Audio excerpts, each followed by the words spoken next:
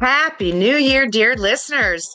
Well, mostly happy, because if you're like most people who made a resolution on January 1st, there's a good chance that you're already side eyeing that goal like it's decor, not a plan. Oof, strong start, Julie. But true. Studies show only about 25% of people stick with their resolutions past 30 days. 30 days! That's barely long enough to remember your new gym password. Fewer than 10% actually finish what they set out to do. So if your resolution was to declutter the garage, organize photos, or finally deal with Aunt Mildred's china, the odds are not great. But here's the good news. It's not because you're lazy or lack willpower. There's real science behind why resolutions fail. We came across an article featuring Justin Hale from Crucial Learning, and honestly, this fits perfectly with how we teach decluttering. His big point is most resolutions never become habits. And about 40% of what we do every day is habit, stuff we do without thinking. Brushing our teeth, making coffee, washing your hands after you pee. Especially if you're a guy. But the problem is, we say things like, I want to declutter more this year, instead of every Tuesday and Thursday, I'm going to declutter one shelf for 12 minutes. One is a wish, and the other is a habit. And then there's mistake number two, trying to change everything at once. Exercise daily, eat kale forever, organize the whole house, learn Mandarin, read War and Peace. And then by Hmm. February, you're exhausted, discouraged, nothing's done. Hale says pick one goal, maybe two max. Ask, where's the biggest gap between where I am and where I want to be? For our listeners, that might be the guest room that turned into a storage unit or kitchen counters you haven't seen since Thanksgiving of 2022. Pick that one thing. Once you've picked it, here's the simple framework. And this is gold for decluttering. Step one, create a cue, something that tells your brain, hey, it's time. An alarm, a sticky note, a habit reminder. Keep it simple. The reminder should help, not become another chore. Step two, make the routine tiny. And yes, we mean ridiculously tiny. If your goal is 30 minutes of decluttering, start with just going to the room with your donation box. That's it. This is small, doable doses.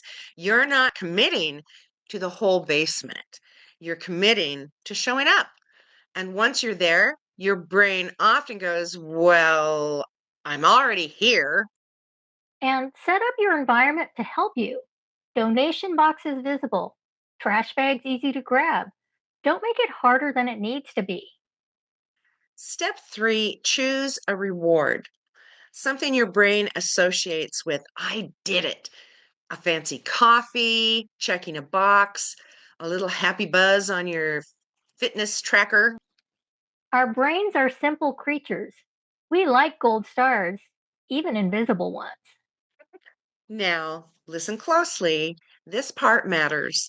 When you hit a setback, and you will, don't blame yourself. It's not a motivation problem, it's a strategy problem. If something's not working, adjust the cue or shrink the routine.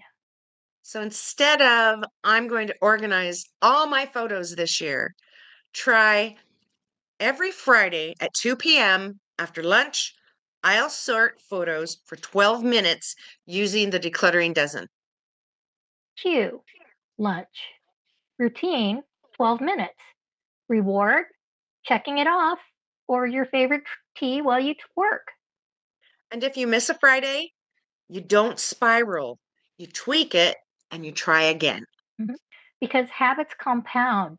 12 minutes a week doesn't feel like much until it turns into over 10 hours in a year. That's real progress. It truly is. So, Whatever your resolution is, decluttering or otherwise, remember cue, routine, reward. Keep it small, keep it specific, and keep adjusting. The goal isn't perfection, it's progress. Small, doable, habitual progress that actually sticks. All right, decluttering friends, we've talked about the how of sticking with resolutions, cues, routines, rewards. Now let's talk about the why. What's actually happening inside your brain when you try to change? Because according to research out of Yale, your brain is not exactly on your side. This is the good stuff. The Yale Center for Customer Insights breaks down why New Year's resolutions fail. And once you understand this, it's like, oh, that explains everything. So let's start with the big one, hyperbolic discounting. Fancy name, simple idea. Your brain prefers small, immediate rewards over bigger, long term gains. Okay. Hyperbolic discounting. Got it. That's why you eat the cookie now instead of sticking with the plan for the future, or binge one more episode instead of going to bed so tomorrow you can declutter. Your brain says, I know organizing the garage would be great someday, but scrolling on the couch feels good right now. The right now brain usually wins. This is exactly why small, doable doses work. 12 minutes of decluttering with visible progress gives your brain the immediate reward it wants. Organize the whole house this year? Too abstract. One clear shelf today? Dopamine. The second brain trap is identity attachment, and this one causes a lot of shame spirals. This happens when your goal gets tied to your self worth. So instead of I missed a decluttering session, it becomes I'm a failure. I never follow through. I'm just disorganized. One setback turns into a full character assassination. The difference between I had a setback and I am a setback. That's all or nothing thinking and perfectionism in disguise. And that's why we use keep or let's go, not good or bad. You're making decisions about stuff. You're not judging yourself. Your clutter is not a moral failing. It's just stuff that's accumulated, usually for a very understandable reason. Once you separate identity from behavior, setbacks become information, not indictments. My system didn't work instead of I don't work. The third issue Yale highlights is the gap between intention and action. So we genuinely want to change every year, but we ignore all the predictable obstacles that tripped us up before. It's Lucy and the football. Every January we think this time will be different without changing the plan. The solution? If then planning. So, also called implementation intentions. Instead of I'll declutter more, try if it's Tuesday at 4 p.m., then I'm on my clutter crushers call with the JJs. Yep, let's do that one. Or if I bring in the mail, then I immediately sort it, recycle, shred, action. Or if I'm making dinner, I toss one expired pantry item. Perfect. You're attaching new habits to things you already do. And that's habit stacking. And if it works because you're not relying on motivation or memory. So let's pull this together. Your brain trips you up in three ways. One, it wants immediate gratification. Two, it ties goals to your self worth. And three, there's a natural gap between wanting and doing. And here's the good news, you're not broken.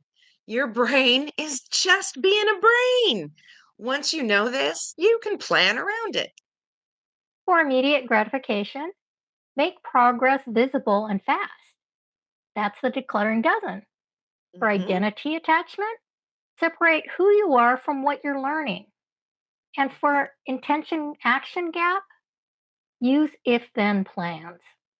The Yale research makes this clear. Change sticks when we focus on incremental progress, reinforce self belief, and design habits that actually fit real life. So when your resolution wobbles, don't default to shame. Ask better questions. Is my brain choosing the easy reward? Did I tie this to my worth? Or did I leave the plan too vague? Because when you understand the psychology, you stop blaming yourself and you start setting yourself up for success. Your brain may be sneaky, but now you know its tricks. And once you know the game, you can play it better. Science for the win. Mhm. Okay, we've talked about how to make resolutions work and what your brain is doing when they don't. Now let's get into a little controversial idea. What if January isn't a fresh start at all, but actually the worst time to try to change your life? I can hear people perking up. Wait, are you saying I can stop feeling guilty about my abandoned resolutions? Kind of, yes. A Psychology Today article called New Year's Resolutions or Res Illusions basically says resolutions aren't failing because of you. They're failing because the system is flawed. Nearly half of young adults make resolutions, and by mid February, most are gone. And the data is wild. About 77% last 1 week. Only 19% last 2 years. That's not a willpower issue. That's timing. So, why is January such a bad idea? The research gives us three big reasons. First, unrealistic expectations. New year, new you sounds inspiring, but it's asking you to become a completely different person overnight. And people don't pick one goal, they pick everything. Exercise more, eat better, declutter the house, quit bad habits, learn a language, become a glowing, perfectly organized human. Our brains cannot handle that many changes at once. Sustainable changes come from small, incremental steps, what we call small, doable doses. January energy tricks us into trying to declutter the entire house in one weekend, which usually ends in tears and regret. 0 stars, do not recommend. The second problem is terrible timing.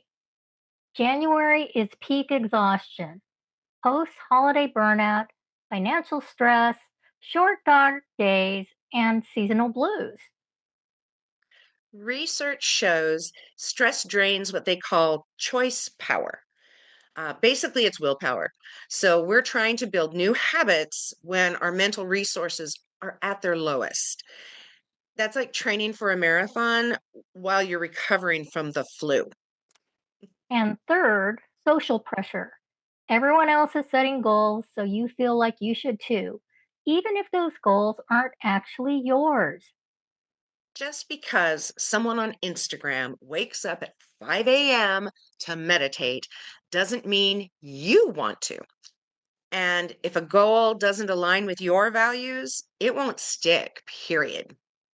Here's the twist: the research suggests we should stop making resolutions in January and wait until April. April, actual renewal. And no, we haven't lost our minds. There are solid reasons that this works. First, more energy. You have longer days, more sunlight, better mood. You're not fighting winter while trying to change your life. You bet. Second, smarter goals. So by April, you've had time to reflect. You're not, you know what actually matters, not just what sounded good on January 1st. Third, less stress.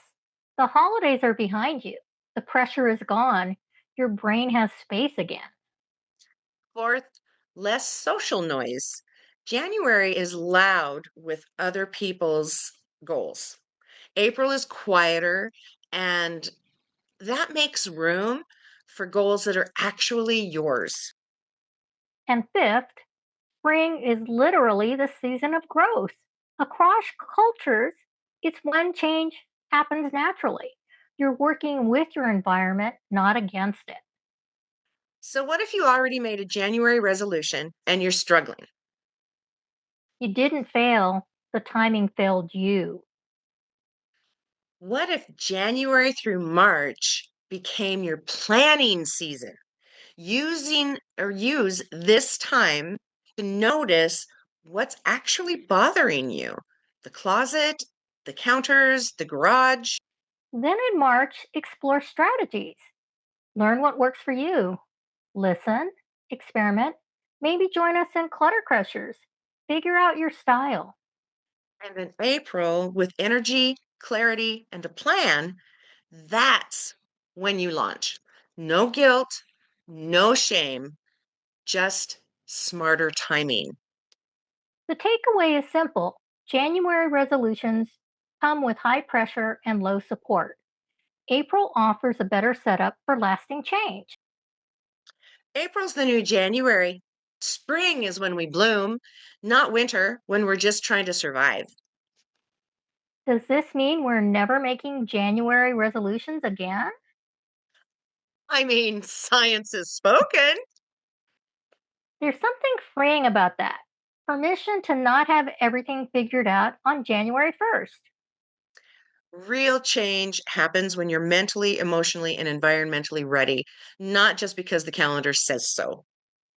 So, friends, stop beating yourself up. Get curious and circle April on your calendar. Because the best time to change your life is when you are ready. And until then, if you want to declutter something, we're here for you any month of the year. Please like, share, and subscribe, and we'll be back next week. So, with that, have a wonderful new year. And remember, keep it simple. Keep it intentional, and And as as always, always, keep, keep keep decluttering. decluttering. We're going to get there yet, folks. That's one of our resolutions.